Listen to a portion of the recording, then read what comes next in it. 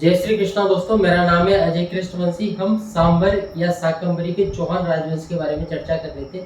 इससे पिछले वाले लेक्चर में हमने कुछ शासकों के बारे में चर्चा की है, जैसे विग्रहराज सेकंड, अजयराज, इसके अलावा अर्णोराज, गुहक प्रथम। इन सभी शासकों के बारे में हमने दोस्तों चर्चा की है। आज के इस लेक्चर में हम सांबर या फिर शाकंभरी के राजवंश के एक बहुत ही महत्वपूर्ण शासक जिनका नाम है दोस्तों विग्रहराज चतुर्थ, उनके बारे में चर्चा करना चाहेंगे। विग्रहराज चतुर्थ, विग्रहराज चतुर्थ दोस्तों, विग्रहराज चतुर्थ जो है, इनका शासनकाल सांबर के चौहान राजवंश में सबसे महत्वपूर्ण शासनकाल में से एक माना जाता है। हालांकि सांबर या फिर शाकंभरी के चौहान वंश में सबसे ज्यादा जो प्रसिद्ध शासक हुआ है उनका नाम है दोस्तों पृथ्वीराज तृतीय, जिन्हें हम राय पिथौरा भी कहते हैं। लेकिन विग्रहराज चतुर्थ का शासनकाल कई मायनों में सांबर या फिर शाकंभरी के चौहान वंश का स्वर्ण काल भी माना जाता है। इन्होंने दोस्तों 1158 से 1163 तक इनका शासनकाल रहता है, इनका विग्रहराज चतुर्थ का। क्या क्या मुख्य बातें इनके शासनकाल के बारे में वो चर्चा करना चाहेंगे। दोस्तों, विग्रहराज चतुर्थ चौहान राजवंश का प्रथम शासक था जिसने दिल्ली पर अधिकार कर लिया था। इन्होंने क्या किया दोस्तों, तंवर सिंह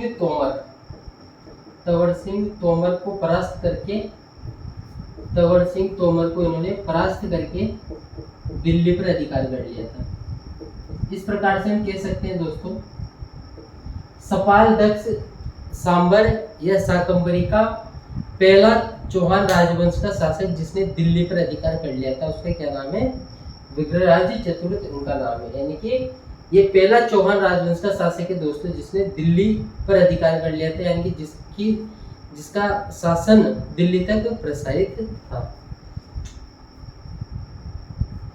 दोस्तों, विग्रहराज चतुर्थ के द्वारा गजनी के शासक खुसरू खां को पराजित किया गया। गजनी के शासक खुसरू खां को या फिर खुसरू शाह को पराजित किया गया। खुसरू शाह को इसने क्या किया था, पराजित किया था।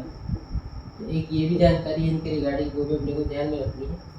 एक इसके अलावा ये फैक्ट है दोस्तों कि जो विग्रहराज चतुर्थ है ये शिव मतावलंबी था, यानी कि ये शिव भगवान को मानने वाला था। बावजूद इसके जैन विद्वान धर्मघोष सूरी के आदेश के अनुसार इन्होंने एकादशी के दिन पशुवध पर प्रतिबंध लगा दिया था।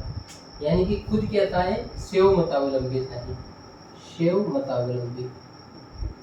बावजूद इसके इन्होंने धार्मिक सद्भाव का परिचय देते हुए जैन विद्वान धर्मघोष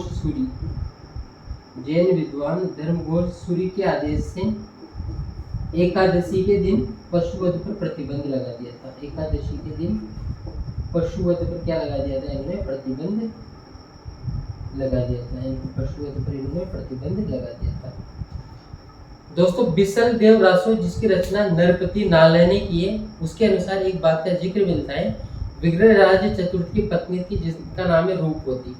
तो बिसल देव रासो जिसकी रचना नरपति नालय ने की है, उसमें इस बात का उल्लेख मिलता है कि विग्रहराज चतुर्थ ने उड़ीसा जाकर अपनी पत्नी के लिए हीरा लेके आए थे। यानी कि बिसल देव रासो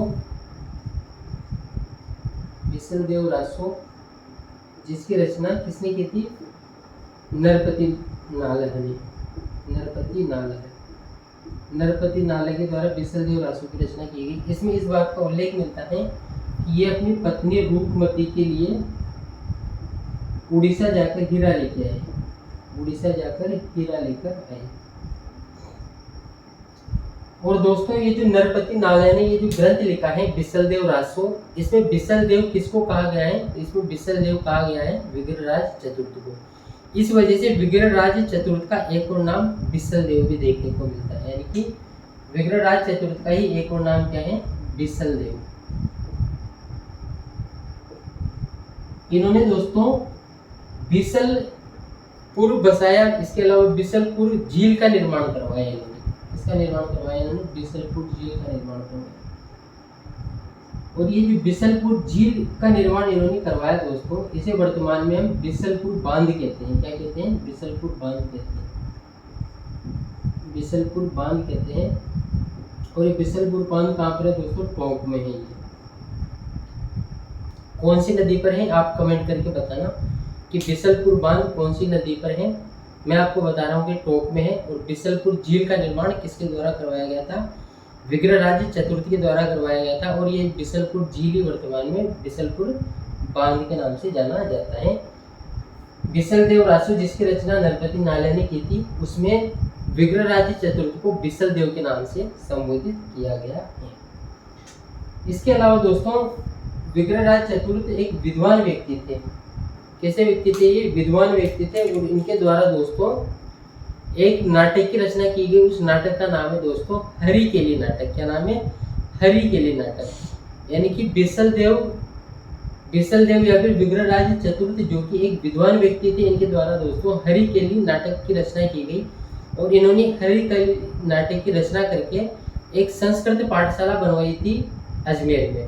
उस संस्कृत पाठशाला की दीवारों पर, उसके पायदान पर हरिकेली नाटक की पंक्तियां भी इन्होंने खुदवाई थी। लेकिन उस संस्कृत पाठशाला को गुलाम वंश के शासक कुतुबुद्दीन ऐबक के द्वारा नष्ट कर दिया गया। और वहां पर क्या बना दिया गया? 2.5 दिन का झोपड़ा नामक मस्जिद बना दिया गया। 2.5 दिन का झोपड़ा मस्जिद जो है दोस्तों, वहां पर सूफी संत पंजाब शाह का 2.5 दिन का उर्स लगता है। इस वजह से उसको क्या कहा जाता है? 2.5 दिन का झोपड़ा भी कहा जाता है। तो वो भी लिख लेते हैं। इनके विग्रहराज चतुर्थ खुद एक विद्वान व्यक्ति था। इनके द्वारा हरिकेली नाटक की रचना की गई। और हरिकेली नाटक की पंक्तियां इन्होंने कहाँ पर भी खुदवाई? संस्कृत पाठशाला।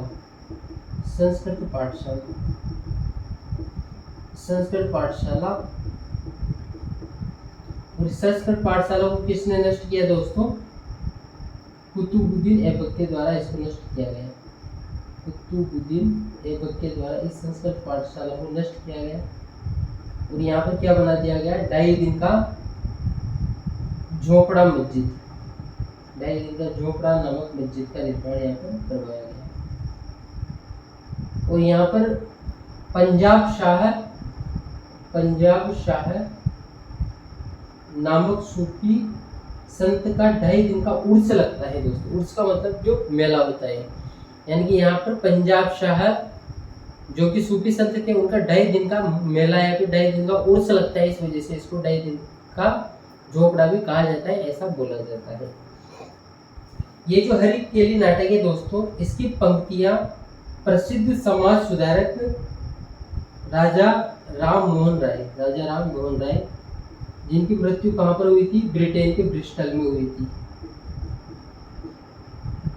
प्रसिद्ध समाज सुधारक राजा राम मोहन राय जिनकी मृत्यु इंग्लैंड के ब्रिस्टल में हुई थी, उनकी कब्र पर भी हरिकेली नाटक की पंक्तियां खुदी हुई है। तो ये जानकारी भी आप ध्यान में रख सकते हो। इसके अलावा दोस्तों इनका दरबारी था विग्रहराज चतुर्थ, जिसका नाम है दोस्तों सोमदेव। क्या नाम है? सोमदेव के द्वारा दोस्तों ललित विग्रहराज नामक नाटक की रचना की गई। ललित विग्रहराज नामक नाटक की रचना की गई। यानी कि हम कह सकते हैं दोस्तों कि विग्रहराज चतुर्थ खुद एक विद्वान था। इसके अलावा यह विद्वानों का आश्रयदाता भी था। यानी कि स्वयं भी विद्वान था और विद्वानों को पसंद भी करता था। यानी कि जो स्वयं विद्वान होते हैं वो विद्वानों को पसंद भी करते हैं। ऐसा हमने दोस्तों महाराणा कुंभा के केस में भी देखा है और भी कुछ शासकों के केस में भी ऐसा हमने देखा है। जैसे कि कच्छावा राजवंश में हमने जब सवाई प्रताप सिंह के बारे में चर्चा की थी, तब वहाँ पर हमने इस बात का भी उल्लेख किया था कि सवाई प्रताप सिंह के दरबार में 22 विद्वानों का समूह रहता था, जिन्हें प्रताप 22 या फिर गंधर्व 22 कहा जाता है। यानी कि जो स्वयं विद्वान होता है वो दूसरे विद्वानों का सम्मान करना भी जानता है। इसी वजह से दोस्तों विग्रहराज चतुर्थ को कवि बांधव की उपाधि भी प्रदान की गई। किसके द्वारा की गई? जयानक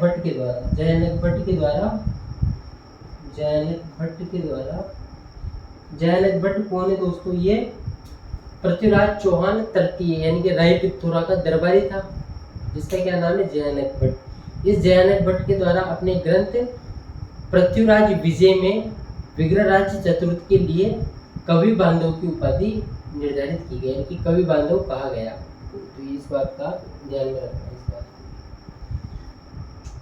ये सारी चर्चाएं हम दोस्तों किसके संबंध में कर चुके हैं, विग्रहराज चतुर्थ के संबंध में कर चुके हैं। ऐसा कहा जाता है दोस्तों विग्रहराज चतुर्थ का जो शासन काल है वो सांबर के चौहान राजवंश का स्वर्ण काल है, ऐसा भी इनके संबंध में कहा जाता है। विग्रहराज चतुर्थ के बाद में दोस्तों शासक बनता है अपरगान्य। कौन शासक बनता है, अपरगान्य। कम समय तक शासक रहता है। इसके बाद दोस्तों पृथ्वीराज द्वितीय शासक बनता है, पृथ्वीराज सेकंड शासक बनता है। उसके बाद में दोस्तों सोमेश्वर शासक बनता है। कौन शासक बनता है, सोमेश्वर शासक बनता है। सोमेश्वर का विवाह होता है दोस्तों कर्पूरी देवी से, कर्पूरी देवी से। किससे होता है, कर्पूरी देवी से होता है। और सोमेश्वर और कर्पूरी देवी की संतान होता है पृथ्वीराज चौहान तृतीय, पृथ्वीराज चौहान तृतीय, जिसे रायपिथौरा भी कहा जाता है, जिनका जिक्र हम नेक्स्ट लेक्चर में विशेष तौर पर करेंगे। विग्रहराज चतुर्थ के पश्चात सांबर के चौहान राजवंश का शासक बनता है अपरगान्य। उसके बाद में शासक बनता है पृथ्वीराज द्वितीय।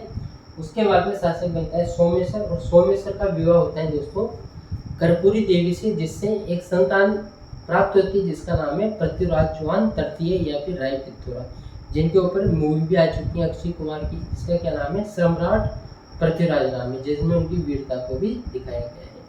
तो दोस्तों आज हमारी जो चर्चा रही है वो मुख्य तौर पर क्या रही है, विग्रहराज चतुर्थ के बारे में रही है। विग्रहराज चतुर्थ के बारे में आपको कुछ जानकारियां जो विशेष रूप से ध्यान में रखनी है, यानी कि सांबर या फिर शाकंभरी का पहला चौहान शासक जिसने दिल्ली पर अधिकार कर लिया था, तोमर शासकों को पराजित करते हुए बिसलपुर बांध जो वर्तमान में हम टॉप में देखते हैं, इसका निर्माण इनके द्वारा करवाया गया था। इसके अलावा जितने भी पॉइंट है वो, और हरिकेली नाटक के बारे में विशेष तौर पर आप ध्यान में रखना। एक बार फिर मैं इसको रिपीट भी कर देता हूँ। विग्रहराज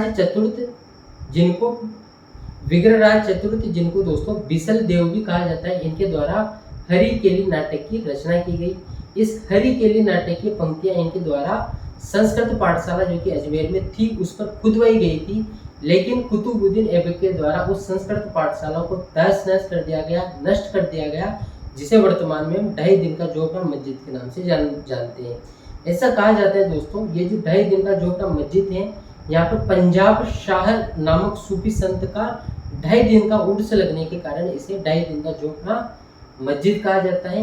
इसके अलावा दोस्तों ये जो हरिकेली नाटक की पंक्तियां हैं, ये प्रसिद्ध समाज सुधारक राजा राम मोहन राय कब्र जो कि ब्रिस्टल इंग्लैंड में है, उनकी कब्र पर भी ये पंक्तियां खुदी हुई है। इसके अलावा दोस्तों सोमदेव का भी आप जरूर ध्यान में रखना, जिनके द्वारा ललित विग्रहराज नामक नाटक की रचना की गई थी, और इनका शासनकाल सांबर के या फिर शाकंभरी के चौहान राजवंश का स्वर्ण काल माना जाता है। इनके बाद में जो शासक बने उनकी चर्चा हमने कर ली। अब हमारी चर्चा का विषय केवल दोस्तों सांबर के चौहान राजवंश में केवल पृथ्वीराज चौहान तृतीय रहा है, जिनको रायपिथौरा भी कहा जाता है, जिनके बारे में हम नेक्स्ट लेक्चर में चर्चा करेंगे। उम्मीद करता हूँ दोस्तों ये जो पर्टिकुलर क्लास है आप सबके कॉम्पिटिटिव एग्जाम में आपको निश्चित तौर पर फायदा पहुंचेगी। अगर आपने लेक्चर को शुरू से अंत तक देखा है तो थैंक यू वेरी मच, धन्यवाद। मिलते हैं दोस्तों नेक्स्ट लेक्चर में। इसके अलावा एक और बात जो मैं आपके साथ साझा करना चाहता हूँ, अगर आपको दोस्तों मेवाड़ की गोइल वंश, जयपुर का कच्छावा राजवंश, जोधपुर तथा बीकानेर के राठौर राजवंश, राजस्थान के एकीकरण, इसके अलावा किसान आंदोलन, प्रजामंडल आंदोलन, जनजातीय आंदोलन, राजस्थान में 1857 की क्रांति, इन सब से संबंधित वीडियो लेक्चर भी चाहिए। राजस्थान की प्रमाणिक पुस्तकों जैसे कि हिंदी ग्रंथ अकादमी, माध्यमिक शिक्षा बोर्ड तथा एनसीईआरटी के आधार पर तैयार वीडियो लेक्चर भी अगर आपको चाहिए तो इसी चैनल पर आपको मिल जाएंगे, जिसका नाम है इनविंसिबल पायलट इंस्टीट्यूट। कुछ का लिंक मैं डिस्क्रिप्शन में नीचे भी आपको दे दूंगा। थैंक यू, धन्यवाद। मिलते हैं दोस्तों नेक्स्ट लेक्चर।